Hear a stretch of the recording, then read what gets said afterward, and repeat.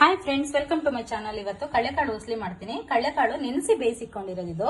ಕೊತ್ತಂಬರಿ, ತೆಂಗಿನಕಾಯಿ, ಆಯಿಲು, ಒಣಗಿದ ಮೆಣಸಿನಕಾಯಿ, ಹಸಿ ಮೆಣಸಿನಕಾಯಿ, ಅರಿಶಿನ ಪುಡಿ, ಶುಂಠಿ, ಕರಿಬೇವು, ಸಾಲ್ಟು, ಜೀರಿಗೆ, ಸಾಸಿವೆ, 2 ಸ್ಪೂನ್ ಆಯಿಲ್.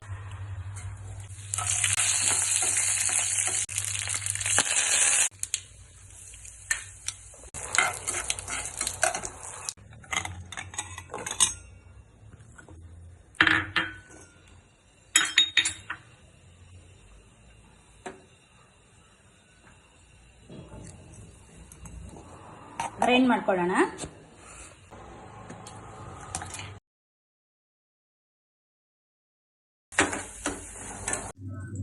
ಒಗ್ಗರಣೆಗೆ ಮಾತ್ರ ಸಾಲ್ಟ್ ಹಾಕಿ, ಕಾಳು ಸ್ವಲ್ಪ ಸಾಲ್ಟ್ ಹಾಕಿ ಬೇಯಿಸ್ಕೋಬೇಕು. ಈಗ ಕಾಳು ಹಾಕೊಂಡ್ಬಿಡೋಣ.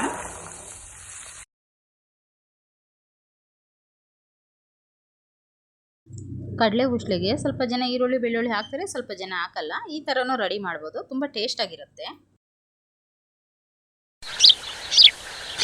ಈಗ ರೆಡಿ ಆಗಿದೆ, ಸ್ಟವ್ ಆಫ್ ಮಾಡ್ಬಿಡೋಣ. ಟೇಸ್ಟಿಯಾಗಿರೋ ಕಳ್ಳೆಕಾಳು ಉಸ್ಲಿ ರೆಡಿ.